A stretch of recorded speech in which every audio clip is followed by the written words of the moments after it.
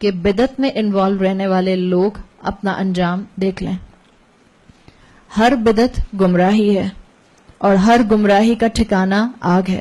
رسول اللہ صلی اللہ علیہ وسلم کی حدیث کا مفہوم آتا ہے بدعت نیکی کے ارادے سے کوئی بھی ایسا کام ایجاد کر لینا جس کی ایویڈنس رسول اللہ صلی اللہ علیہ وسلم کی زندگی میں یا آپ کو چاروں خلفاء کی زندگی میں نہیں ملتی.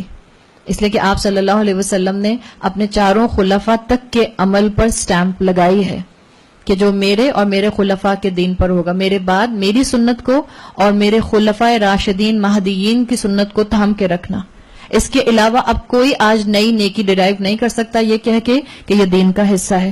تو سب کو جاگنے کی ضرورت ہے. ہم سب اگر بدعات میں انوالو ہیں تو یاد رکھیں قیامت کے دن ایک بہت بڑی محرومی کا سامنا کرنے والے ہیں. اکثرین اعمالہ کی کیٹیگری میں آنے والے ہیں. اپنی زندگی میں محنت کو ضائع مت کریں، وقت کو ضائع مت کریں. اللہ کے رسول سے محبت کا دعویٰ کر کے جو ربیع الاول کو جشن عید مناتے ہیں، کیا جواب دیں گے اللہ کو؟ کس طرح سے اپنے اس عمل کو جسٹیفائی کریں گے؟ رسول اللہ سے محبت میں میلاد پڑھنے والے اور سلام میں کھڑے ہو جانے والے اور اس مائنڈ سیٹ سے کھڑے ہو جانے والے کہ اللہ کے رسول آ گئے، کیا جواب دیں گے اللہ کو؟ کس نے بتایا؟ کہاں سے آئی یہ بات؟ کس صحابی کے منہ سے سنی؟ کس خلیفہ راشدین میں سے کسی نے بتائی؟ ایصال ثواب کے لیے 10واں 40واں اور برسی کرنے والے. Open your minds. کون سی حدیث میں لکھا ہے کہ جب کوئی آپ کا پیارا چلا جائے تو 10واں کیجئے، 40واں کیجئے اور برسی کیجئے؟ اللہ کے رسول کا اس کے اوپر سٹیمپ نہیں لگا ہوا. کیا ہو گیا اگر دنیا کرتی آ رہی ہے؟ کیا ہو گیا اگر آباء و اجداد کرتے آ رہے ہیں؟ ہمارا بھی یہی کلیم رہے گا جو قریش کے لوگوں کا تھا کہ ہم کیسے چھوڑ دیں ان اعمال کو جو ہمارے ماں باپ کرتے ہیں، جو ہمارے اینسسٹرز کرتے آئے، جو ہمارے آباء و اجداد کرتے آئے؟ اگر یہی عمل اور یہی زبان اور یہی الفاظ آج میں نے اور آپ نے بھی استعمال کرنے ہیں تو ہم نے رسول اللہ کی 23 سال کی خون پسینے اور محنت کی ساری سٹرگل کے اوپر پانی پھیر دیا، ختم کر دیا. ہم نے صحابہ نے جو قربانیاں دی ہیں ان کا خون بہا ہے اس کلمے کے لیے جو آج میری زبان سے ادا ہو رہا ہے. ان کی زندگیوں کی سٹرگل ہے اور ہم کہتے ہیں حرج ہی کیا ہے، فرق کیا پڑتا ہے؟ دین کامل ہو چکا اللہ کے رسول صلی اللہ علیہ وسلم کے ذریعے. آج میں اور آپ اس کے اندر اضافے نہیں کر سکتے. قبرستان کے اندر جا کے 15 شعبان کو چراغاں کرنا کیا جسٹیفیکیشن ہے اس کی؟ اللہ کے رسول کے سامنے کھڑے ہو کر کیا جواب دیں گے اس کا؟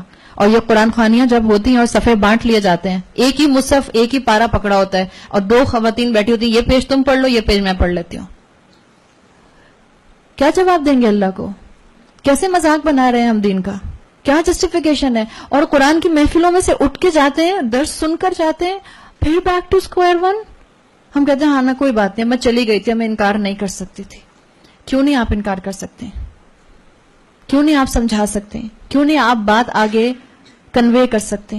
اللہ حساب لے گا ان سب چیزوں کا.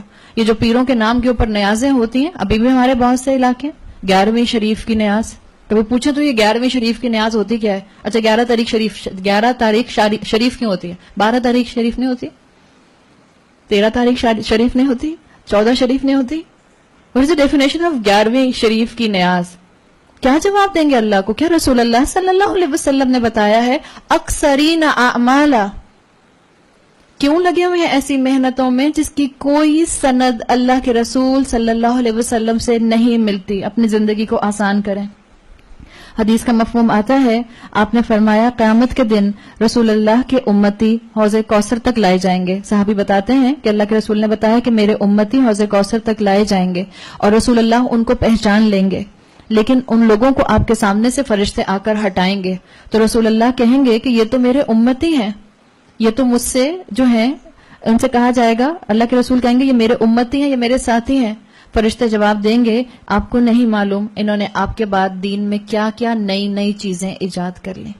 آپ اور میں یہ محرومی نہیں چاہتے.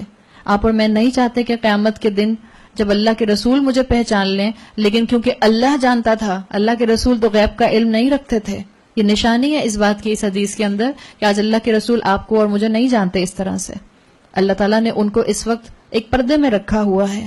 اللہ جانتا ہے، اللہ تعالیٰ اس انسان کی حقیقت جو ہے وہ کھول دے گا.